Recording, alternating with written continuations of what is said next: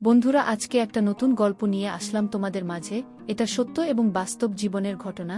শেষ পর্যন্ত শোনার অনুরোধ রইল। শুনলে তোমার মধু চলে আসবে। দেরি না করে চলো শুরু করা যাক।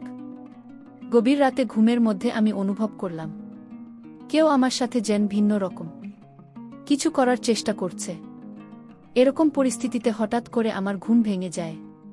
আমি ঘুম থেকে উঠে দেখি কাকিমা আমার সাথে কেমন জানি করছে। আমি বললাম, কাকিমা, আপনি আমার সাথে কি করছেন? কাকিমা আমাকে বলল, আমি তোমার সাথে কি করছি? তুমি দেখছো না তুমি এত কথা বলছো কেন? আমি যা করছি তুমি আমাকে তা করতে দাও। কাকিমার ধমকে আমি খুব ভয় পেয়ে গেলাম।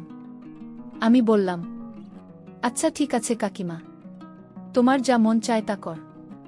তারপর হঠাৎ করে কাকিমা যেন একটু উন্মাদ হয়ে গেল। উন্মাদ হয়ে কাকিমা এই জল বৃষ্টির রাতে আমার সাথে যা করল তা শুনলে বন্ধুরা তোমাদের মাথা গরম হয়ে যাবে। বন্ধুরা, গল্পটি অনেক অনেক ইন্টারেস্টিং। আশা করি গল্পটি শুনিয়ে তোমরা অনেক মজা পাবে।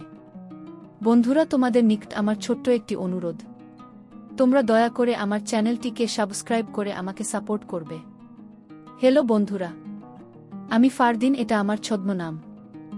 বর্তমানে আমার বয়স 25। আজকে আমি তোমাদের মধ্যে যে গল্পটি বলল, তখন আমার বয়স ছিল 13 কিংবা 14। আমার কাকা ছিল একজন ছোটখাটো ব্যবসায়ী। মাঝে মধ্যেই কাকা যখন ব্যবসার কাজে বিভিন্ন জায়গায় চলে যেত, তখন 3 দিন 4 দিন, এমনকি 1 সপ্তাহ পর্যন্ত বাইরে থাকত।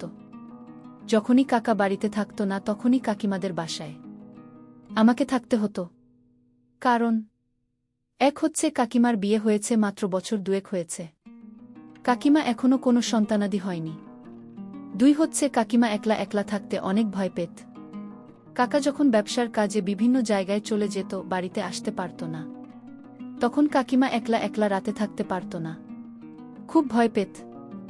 আমাদের বাড়িটা খুব নির্জন ছিল। আমাদের বাড়িতে আর কোনো ছেলে মেয়ে ছিল না। আমার কাকা তো সবে মাত্র কিছুদিন হয়েছে বিয়ে করেছে, আর আমি আমার বাবার একমাত্র সন্তান। আমাদের কোনো ভাইবোন ছিল না। আমাদের বাপ চাচারা মোট 2 জন, আমার আব্বু এবং আমার কাকা, অর্থাৎ এক কথায় বলতে গেলে এই বাড়িতে 14-15 বছরের ছেলে যদি থাকে, তাহলে শুধুমাত্র আমি।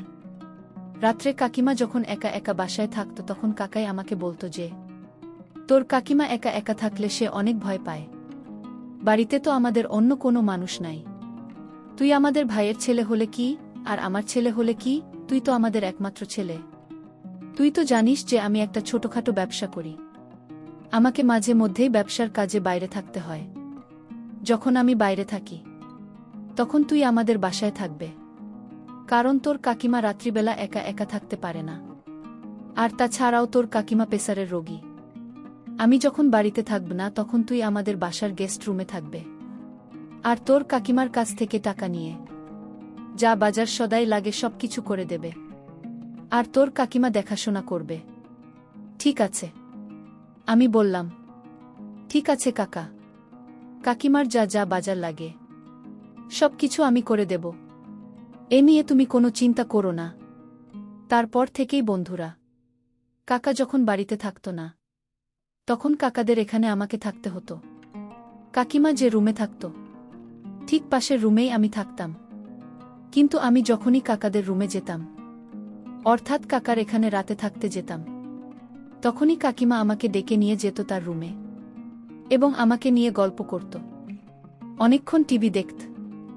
আমার কাকিমা ইন্টারমিডিয়েট পর্যন্ত পড়ালেখা করছে, আর এদিকে আমি ক্লাস 8-এ পড়তাম। মাঝে মধ্যে কাকিমা আমাকে পড়াতো বটে, তবে বেশিরভাগই কাকিমা আমাকে নিয়ে গল্প করত এবং বিভিন্ন রোম্যান্টিক মুভি দেখত। একদিন আমি কাকির এখানে থাকতে গেলে কাকিমা আমাকে বলল, বাবা ফারদিন, আজকে তুমি আমার এখানে থাকবে। বাইরের যে ঝড় বৃষ্টি আর বজ্রপাত হচ্ছে, তাতে আমি খুব ভয় পাচ্ছি। আমি বললাম, কাকিমা সমস্যা কি? বাহিরে বজ্রপাত থাকলেও তো সমস্যা নাই, চতুর্দিকে তো বিল্ডিং, আপনার কোনো ভয় নেই। তারপরও কাকিমা বলল, বাবা ফারদিন, তোমাকে আমি যা বলছি তুমি তাই কর। আমার আজকে খুব একটা ভাল লাগছে না। তুমি আজকে আমার পাশে থাকবে, তা না হলে আমার খুব খারাপ লাগবে। আমি বললাম, আচ্ছা ঠিক আছে কাকিমা, তোমার যেহেতু খারাপ লাগছে, তাহলে তো নিশ্চয়ই তোমার পাশে আমাকে থাকতে হবে। কিছুক্ষণ পর কাকিমা আমাকে বলল, বাবা ফারদিন, অনেকদিন ধরে তোমার সাথে আমার গল্প গুজব আড্ডা বাজি হয়নি। আজকে তোমাকে নিয়ে আমি অনেক আড্ডা দিব। আমি বললাম, কাকিমা আমি খুব একটা বেশি আড্ডা দিতে পছন্দ করি না। তারপর কাকিমা আমাকে বলল, আজকে আমার সাথে তোমাকে আড্ডা দিতেই হবে। কাকিমার অনেক জোরাজুরিতে আমি আড্ডা দিতে রাজি হয়ে গেলাম। তারপর আমি বললাম, কাকিমা আমি তোমার সাথে আড্ডা দিতে রাজি আছি, কিন্তু আমার একটা শর্ত আছে। কাকিমা আমাকে বলল, বাবা ফারদিন কি শর্ত তোমার?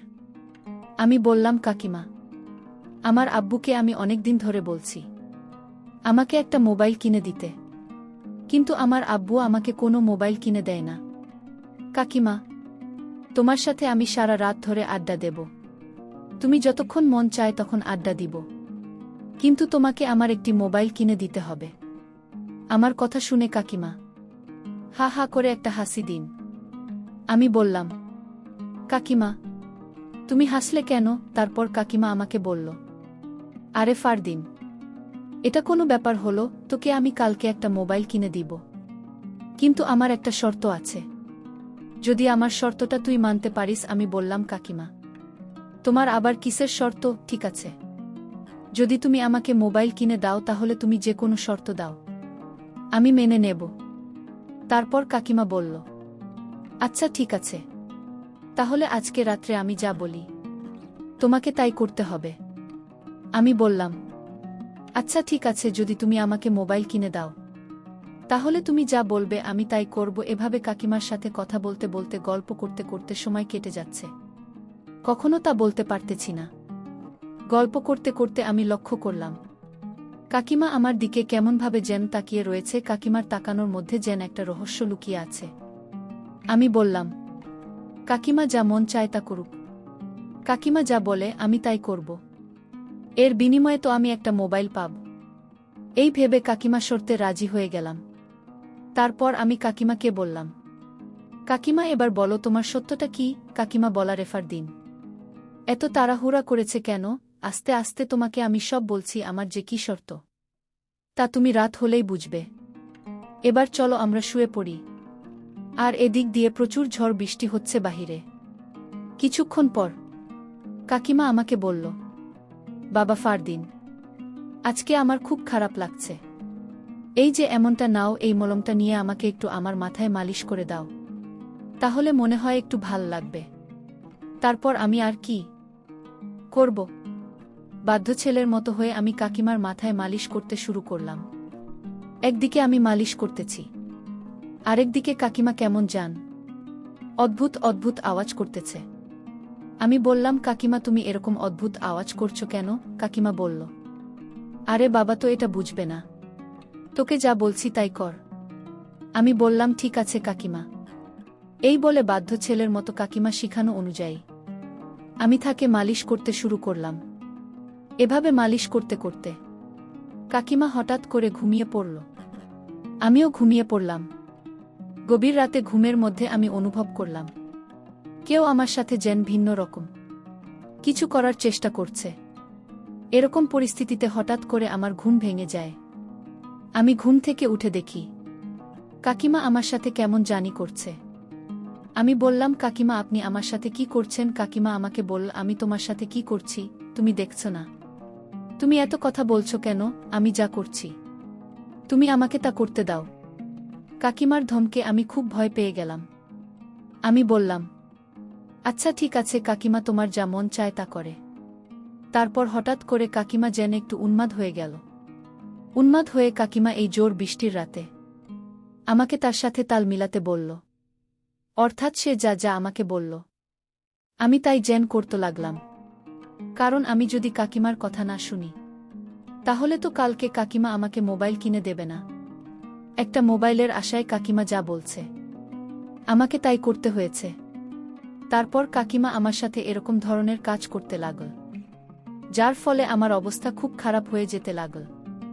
তারপর আমি কাকিমাকে বললাম, কাকিমা তুমি আমাকে যে কাজ করার ইঙ্গিত দিচ্ছে সেটা করা কি ঠিক হবে? কাকে জানতে পারলে মনে কষ্ট পাবে। তারপর কাকিমা আমাকে বলল, ফারদিন তোমার কি মোবাইল লাগবে না? আমি বললাম যে কাকিমা লাগবে। তোমার যদি মোবাইল লাগে তাহলে তোমাকে আমার সাথে আজকে একটা কিছু করতে হবে, তাহলেই কেবল তুমি মোবাইল পাবে। তারপর কাকিমা আমার সাথে এমন কিছু করো যে আমার মুখের ভাষায় প্রকাশ করা অসম্ভব। আমিও তখন নিয়ন্ত্রণ হারিয়ে যা করার তাই হল। তারপর কাকিমার ইচ্ছামতো আমার সাথে অনেকক্ষণ বিনোদন করল। তারপর একটা পর্যায়ে তিনি ক্লান্ত হয়ে গেলেন।